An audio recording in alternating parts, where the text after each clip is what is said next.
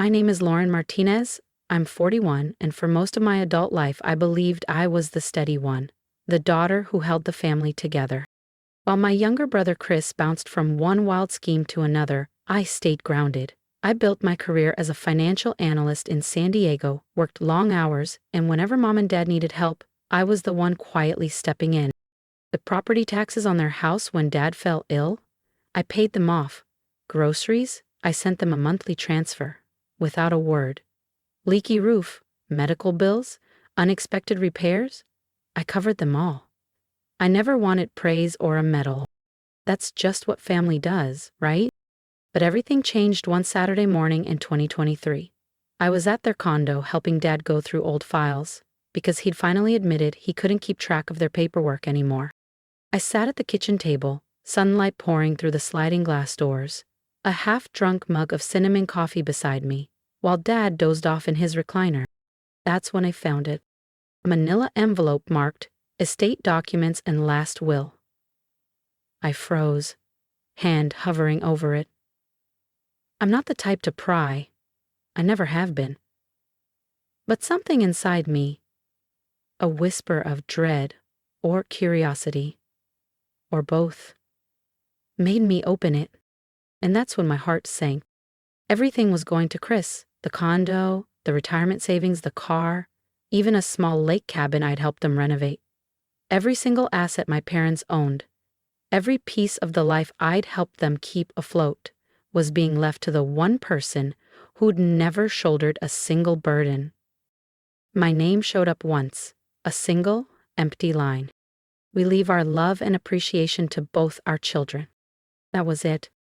No explanation, no gratitude for the tens of thousands I'd spent, the vacations I skipped, the weekends I lost. And Chris? The same guy who once took Dad's car to Vegas for business and came back broke? The same brother who maxed out my credit card and vanished for weeks? He got everything. I sat there, staring at those pages, hands trembling. My throat tightened. They knew. They had to know what I'd done for them. They had to remember the night I stayed on the phone with the mortgage company for 2 hours, stopping their condo from slipping into foreclosure. Or how I covered Mom's emergency dental surgery when their insurance refused the claim. How could they forget? My father shuffled into the kitchen a few minutes later, completely oblivious. You still sorting through those files, Lauren? He asked, his voice light, like we were chatting about the weather. I looked up from the will, clutching the folder. Did you mean for me to see this? I asked quietly. He paused, mid-step. His face flickered. Just for a second.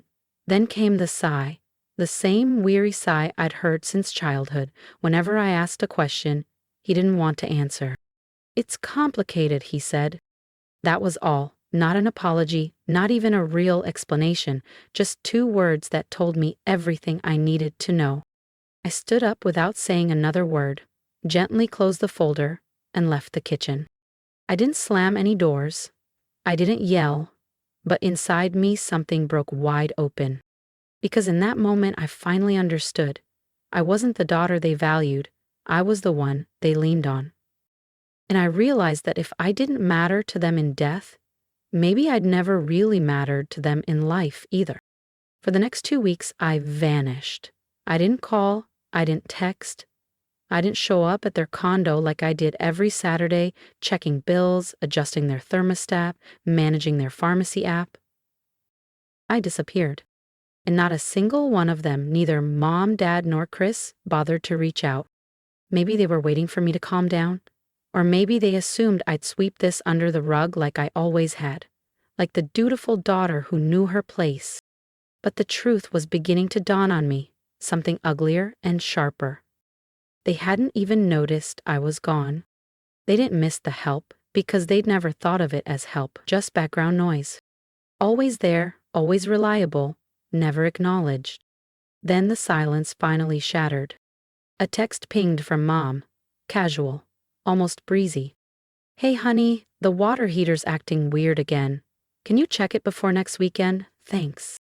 No apology, no mention of the will. Just the expectation that I'd show up and fix things, as if none of it had ever happened. I stared at the message for a long time.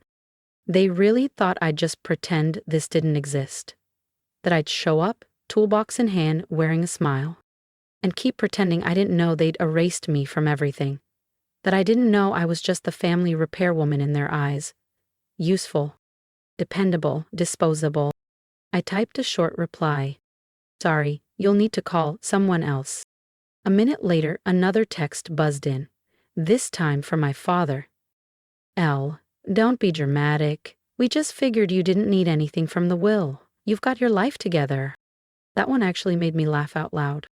As if being responsible, as if keeping everything afloat, somehow meant I didn't deserve acknowledgement. As if competence disqualified me from love. I didn't bother replying, but then of course Chris texted. Hey sis, Mom says you're acting off. Can you chill out? This isn't a big deal. I stared at his message, my jaw tightening. Not a big deal. He was about to inherit the condo I'd paid half the property taxes on for nearly 5 years, and he thought this wasn't a big deal? Then pay the taxes, I fired back. He shot back a laughing emoji. Girl, I can't afford that. That's your thing. That was the moment the last piece of the puzzle fell into place. They'd never intended for me to inherit anything, because in their eyes, I already had everything I was supposed to have. Responsibility, not gratitude, not respect, just the permanent duty to carry their weight, quietly, without complaint. That night, I made up my mind. No more payments, no more favors, no more running over to fix leaking pipes or faulty appliances. They could call a plumber, call a handyman, call Chris. Let's see how far that inheritance stretches when I'm no longer propping up the roof. 3 days after I stopped answering, the guilt campaign kicked in. It began small, subtle, even. A voicemail from Mom that I ignored. Hi, sweetie, we're a little behind on the electric bill. Not asking for anything, just thought you should know. Love you. Right? Not asking, just announcing it, like a cashier calmly telling you your card was declined, waiting for you to pull out another one. Deleted it? Then Dad called. If you've ever been the silent backbone no one thanks, stick around and hit that subscribe button. Because in the next part, you'll see how I finally decided to stop saving everyone but myself. I ignored him too. This time, he didn't leave a message. Just a missed call sitting in my log like some silent threat. And then Chris, predictably Chris, blew it all wide open. They're worried sick, Lauren. You know Mom's blood pressure goes up when she's stressed. Can you please talk to them and stop being selfish? Selfish. There it was, the word they always wielded like a blade, sharp and familiar. I stared at the screen for a solid minute before I started typing. Was it selfish when I drained my savings to pay Dad's hospital bills? Or when I canceled my trip to Seattle so Chris could cover his rent? Or when I missed work 3 days straight to help Mom after her knee surgery while you were off in Cabo? I hovered over send, but I didn't press it. Not because it wasn't true, but because finally I understood it wouldn't matter. Chris wouldn't see it, my parents wouldn't hear it. They didn't care about what I'd done, only what I hadn't done lately. And lately, I hadn't been useful. I hadn't fixed the water heater. I hadn't sent my usual grocery transfer. I hadn't reminded them about property tax deadlines. So to them, I was slipping. And when the family mule stops walking, the people riding it get angry. But the funny thing was, I wasn't angry anymore. I was done. They'd made their choice when they wrote me out of the will. Their final chance to say we see you, you matter. Instead, they handed everything to Chris, the one who never stayed longer than a weekend, who posted gym selfies while I hefted furniture, balanced their accounts, negotiated with insurance companies, and still got a "we love you both equally" in the fine print of their estate plan. No, I wasn't selfish. I was exhausted. And finally, I was awake. That night, Mom sent one last message. If we lose the condo, I hope you can live with yourself. And you know what? For the first time in my life, I could. I should have known the silence wouldn't last. A week later, I was in pajamas, mid-sip of reheated coffee when my building's front desk rang. Hi, Miss Martinez. There are 2 people downstairs saying they're your parents. They're asking to come up. I almost dropped the phone. What? I didn't ask for any visitors. Yeah, they said it's urgent. They look, determined. I closed my eyes and drew in a breath so deep it felt like I might swallow the whole apartment floor. Please, don't let them up, I said flatly. Tell them I'm not available. Will do, the desk clerk replied, though he sounded uneasy. But they're pretty insistent. Of course they were. 10 minutes later, the text started rolling in. Mom, Lauren, we're downstairs. Open the door. 5 minutes after that, Dad, we just want to talk, be reasonable. And then, predictably, Chris chimed in. Seriously, Lauren, you're making Mom wait in the cold? What's wrong with you? What's wrong with me? Nothing. What was wrong was that they still thought showing up at my door unannounced would magically erase the fact that they'd cut me out of the legacy I'd held together. What was wrong was that they didn't understand. This wasn't a tantrum. This was closure. But clearly, they needed to hear it in person. I grabbed my keys, threw on a faded sweatshirt, and headed downstairs. There they were. Mom in her pearl earrings, looking delicate but cunning, as if she'd been practicing tears on the ride over. Dad, stiff and unreadable, arms folded tight across his chest. And Chris, standing beside them like some smug little attorney, ready to negotiate. I didn't say a word. I opened the lobby door just wide enough to block the entrance. Mom stepped forward first, voice trembling. Sweetheart, we just need 5 minutes. That's all. No, I said evenly. You need money. That's all. Her face fell like I'd slapped her. That's not fair, she whispered. Neither is leaving your daughter out of your will, I shot back. Let's call it even. Dad's jaw clenched. We didn't come here to argue. No, I said. You came here hoping guilt would make me pay your bills again. But I'm not doing that anymore. Ask Chris. Chris scoffed.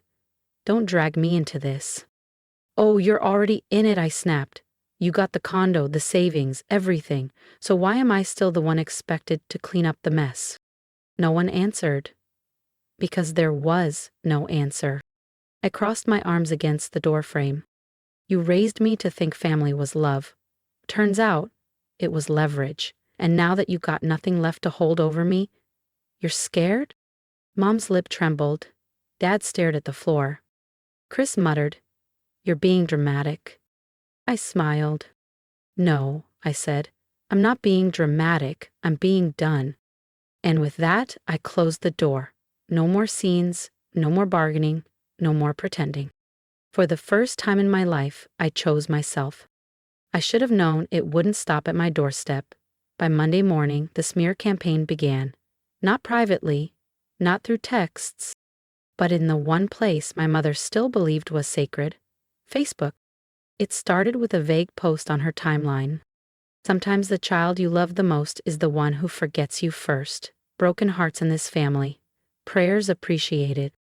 Accompanied by a crying emoji and an old photo of the 4 of us, me, Mom, Dad, and Chris, smiling during a family beach trip I'd planned and paid for. I stared at it, hardly blinking. And then came the comments. You two were such amazing parents. Oh, sorry. Some kids just forget where they came from. We raised ours right, thank God. By lunchtime, Dad added his own version. Raised a daughter with everything she needed. Thought she'd care for us in our later years. Instead, she turned her back when we needed her most.